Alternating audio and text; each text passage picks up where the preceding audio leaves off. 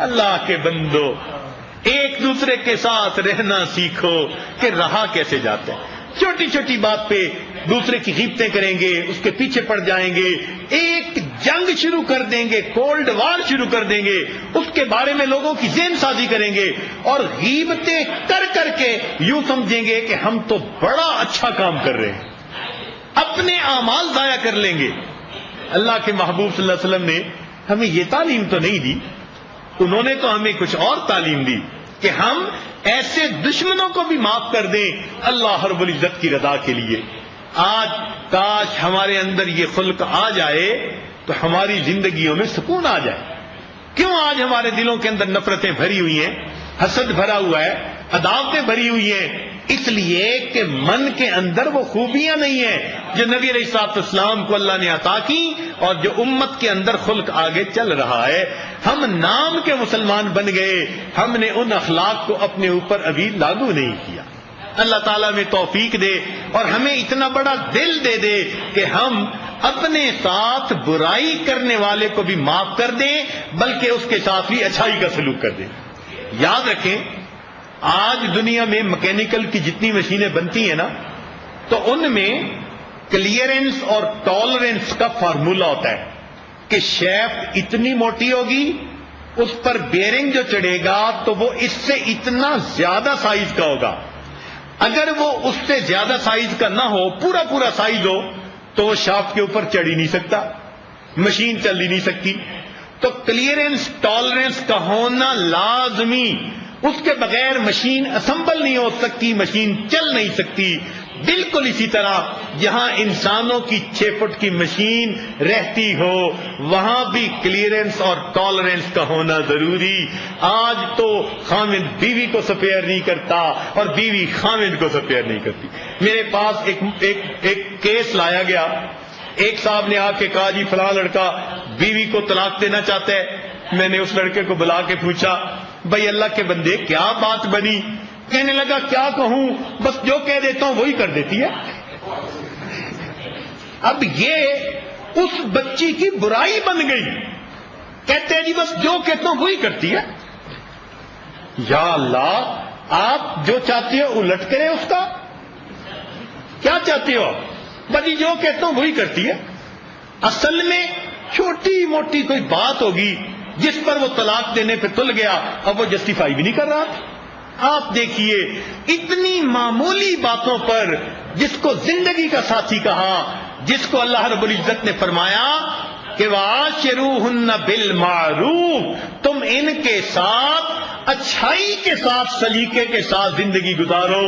ہم اللہ کی سفارش کو بھی ٹھکرا دیتے ہیں اور اپنے گھر کے بڑوں کی نصیحتوں کو بھی ٹھکرا کر ہم کہتے ہیں جی کہ ہمارا تو اس کے ساتھ گزارا ہو ہی نہیں سکتا۔ یہ ہمارے اخلاق ہیں اور آج یہ ہماری مسلمانی بنی ہوئی۔ چھوٹی چھوٹی باتیں ہوتی ہیں، خامد بیوی کی غیبتیں کرتا ہے، بیوی خامد کی غیبتیں کرتی ہے، اور ہم سمجھتے ہیں ہم بڑی نیکی کے کام کر رہے ہوتے ہیں۔ یہاں تک ہم نے دیکھا جس امام کے پیچھے نماز پڑھ رہے ہوتے ہیں اسی امام کی مقتدی حضرات غیبتیں کر رہے ہوتے ہیں۔ یا اللہ، ہمیں یہ رہنا کون سکھائے گا؟ ہمیں کون بتائے گا کہ آخر مل جل کر رہنے کے آداب کیا ہیں؟ کچھ تو دل کے اندر حوصلہ ہونا چاہیے کہ ہم دوسرے کی بھی غلطی کو معاف کر دیں۔ اپنا کیا حال ہوتا ہے؟ ہم اگر پہاڑ جتنی بڑی غلطی کر لیں ہم کہتے ہیں سارے ہمیں معاف کر دیں، تو ہم تو سب سے معافی کے لیے طلبگار ہیں، اور دوسروں کی اگر ایک ذرے کے برابر غلطی ہو تو اس کو بھی معاف کرنے کے لیے تیار نہیں ہوتے۔ تو بھائی ہمیں اس بارے میں سوچنا چاہیے، اور نبی علیہ الصلوۃ والسلام کے یہ اچھے اخلاق ہمیں اپنانے چاہیے اور ان کے ساتھ زندگی گزارنی چاہیے، تو ہمارے گھروں میں سکون ہوگا۔ ہم اللہ کے لیے بندوں کو معاف کریں گے، اس کے بدلے اللہ تعالی ہمیں معاف فرما دیں۔ حدیث پاک ہے ارحموا من فی الارض یرحمک من فی السماء، جو زمین میں ہے تم ان پر رحم کرو گے، آسمان والا تمہارے اوپر رحم فرمائے۔ ہم بھی تو چاہتے ہیں نا کہ ہمارے اوپر رحم ہو، یا ہم نے کبھی کوئی غلطی نہیں کی؟ ہم نے کبھی غلطی نہیں کی؟ نہیں۔ کون سا دن ہے غلطی نہیں کی؟ کون سا وقت ہے غلطی نہیں کی؟ سنیے اللہ رب العزت کو معافی کتنی پسند ہے۔ صدیق اکبر رضی اللہ تعالیٰ عنہ اپنے ایک رشتہ دار کو ماہانہ خرچہ دیتے تھے۔ جب عائشہ صدیقہ رضی اللہ تعالیٰ عنہ پر منافقین نے بہتان باندھا، اتنا پروپیگنڈا کیا کہ وہ بھی ان باتوں کے اندر آ گئے اور انہوں نے بھی سنی سنائی بات کسی اور کے سامنے نقل کر دی۔ جب صدیق اکبر کو پتہ چلا کہ انہوں نے بھی بات آگے نقل کر دی، بڑا دکھ ہوا۔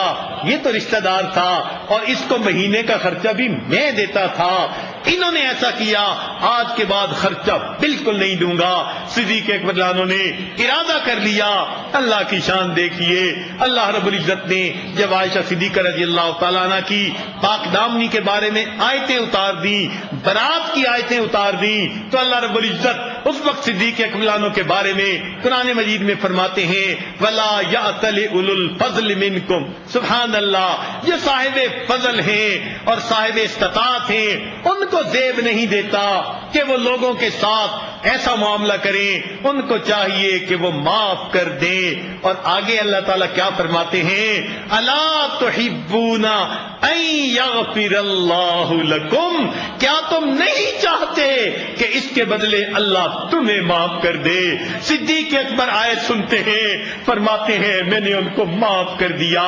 جتنا خرچہ دیتے تھے انہوں نے دگنا خرچہ پھر دینا شروع کر دیا۔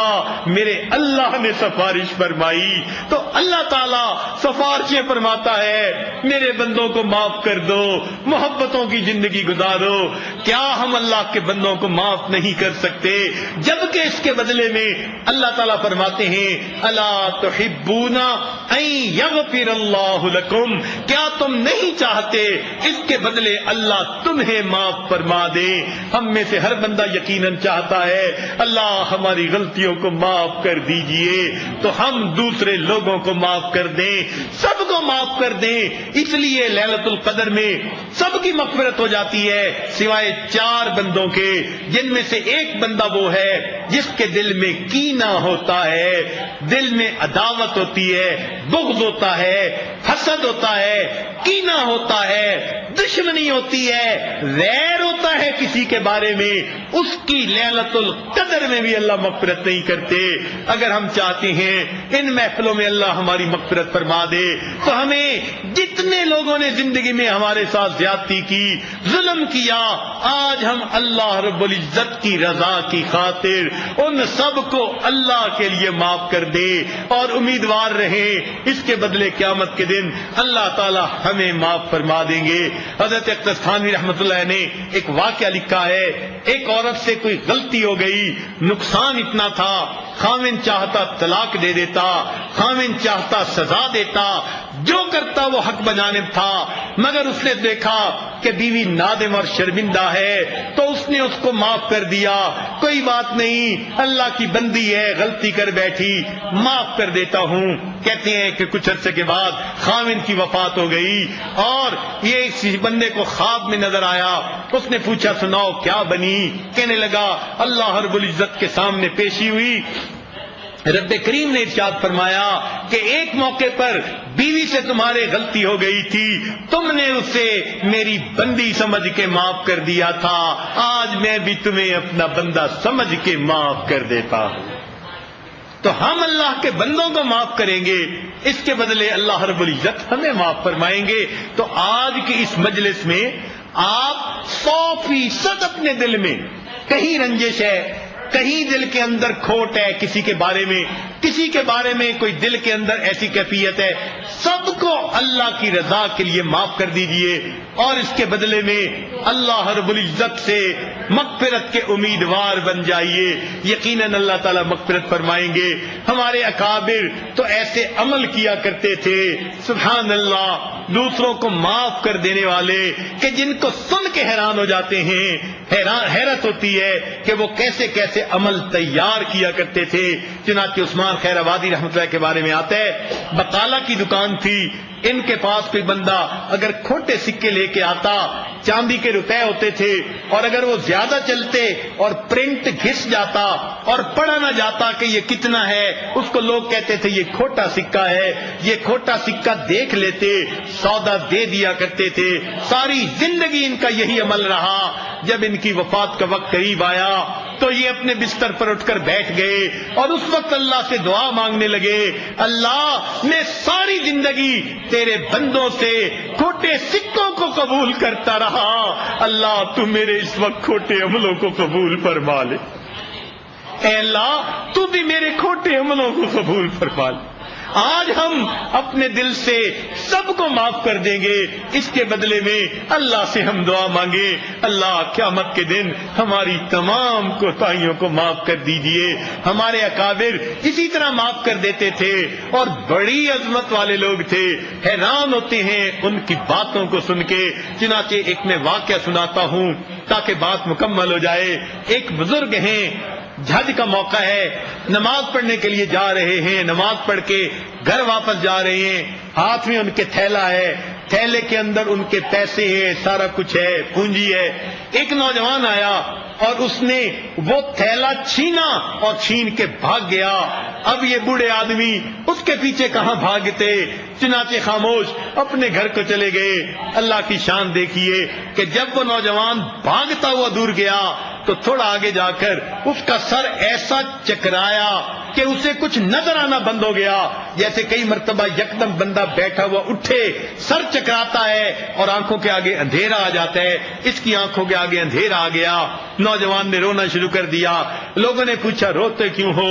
کہنے لگا میں نے ایک بوڑھے میاں کے ہاتھ سے تھیلا چھینا، لگتا ہے انہوں نے بد دعا کر دی، اللہ نے میری بینائی سلب کر لی، مجھے ان کے پاس لے جاؤ، میں ان سے معافی مانگ لوں۔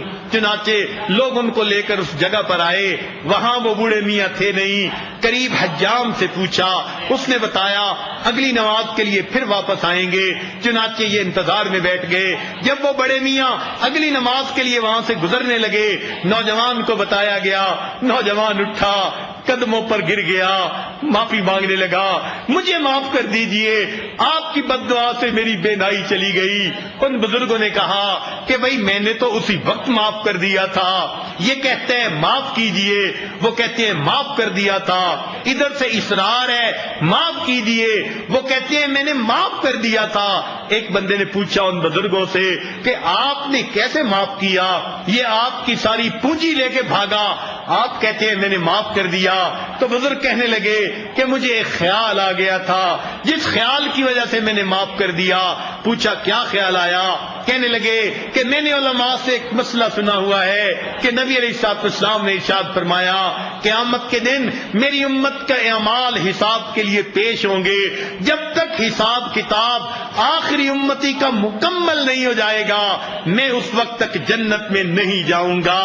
تو میرے دل میں خیال آیا یہ بندہ میرا تھیلا لے کر بھاگ گیا، اگر میں نے اسے معاف نہ کیا قیامت کے دن مقدمہ پیش ہوگا، اور جتنی دیر مقدمے کے فیصلے میں لگے گی اتنی دیر میری وجہ سے میرے آقا کو جنت سے جانے میں انتظار کرنا پڑے گا۔ میں نے معاف کر دیا، نہ مقدمہ پیش ہو نہ میری وجہ سے میرے محبوب صلی اللہ علیہ وسلم کو جنت میں جانے میں دیر لگے، میں نے معاف کر دیا تھا۔ کاش اگر ہمارے دل میں یہ بات بیٹھ جائے تو ہم تو ہر غلطی کو معاف کرنے کے لیے تیار ہو جائیں۔ اللہ تعالی ہمیں بھی یہ حوصلہ عطا فرمائے، دل عطا فرمائے کہ ہم اپنی غلطیوں کی اللہ سے معافی مانگیں، اور جنہوں نے ہمارے ساتھ کوئی زیادتی کی کسی بھی موقع پر زبان سے کی عمل سے کی، اللہ تعالیٰ کی رضا کے لیے ہم آج کی اس محفل میں ان کو معاف کر دیں۔ ہم ایک دوسرے کو معاف کریں گے، اللہ کی رحمت ہوگی۔ مجھے یقین ہے اللہ تعالیٰ اس محفل میں شریک جتنے لوگ ہیں اللہ سب کی غلطیوں کو معاف فرمائیں گے۔ آواز جہاں تک جا رہی ہے اگر وہ لوگ بھی اس عمل میں آج شریک ہو جائیں. اب دیکھ لیجئے کہ ہم کتنا اور مہلت ہے مانگنے کے لیے. مجھے تو یوں لگتا ہے جیسے مچھلی پکڑتا ہے کوئی بندہ دریا کے کنارے پر اور دیکھتے دیکھتے مچھلی ہاتھ سے نکل جاتی ہے. رمضان بالکل ایسا ہی تھا. آیا تھا، بڑی امیدیں تھیں، پورا مہینہ ہے، ہم بڑی عبادت کریں گے، بڑے زور لگائیں گے. اب پیچھے مڑ کے دیکھتے ہیں، یا اللہ یہ رمضان کا مہینہ کیسے گزر گیا، ہم تو کر بھی کچھ نہ سکے. آگے دیکھتے ہیں تو 2 دن باقی نظر آتے ہیں. میرے مولا اب ان 2 دنوں میں ہم آپ سے معافی مانگتے ہیں، آپ مہربانی فرمائیے، ہمیں محروم نہ کیجیے گا. ان محفلوں میں بھی آ کر اگر ہم بخشش کے بغیر گھر واپس چلے گئے تو پھر ہماری بخشش کہاں ہوگی. اس لیے میرے مولا ہمارے لیے تو زندگی موت کے مسئلے کی مانند ہے. آپ کے محبوب صلی اللہ علیہ وسلم نے مہر لگائی ہوئی ہے کہ جس نے کہ برباد ہو جائے وہ شخص جس نے رمضان کا مہینہ پایا اور اپنی مغفرت نہ کروائی. اللہ آپ کے محبوب نے آمین کہی ہوئی ہے، کہیں اس آمین میں ہم بھی داخل نہ ہو جائے. اس لیے معافیاں مانگتے ہیں. اللہ آج کی رات ہمیں معاف فرما دیجئے اور بخشایا اللہ ہمیں آج کی محفل سے اٹھا دیجئے. آپ کے ایک اشارے کی بات ہے اور ہماری زندگی کا معاملہ ہے. رب کریم ہم پر احسان فرمائیے، ہمیں معاف فرما دیجئے.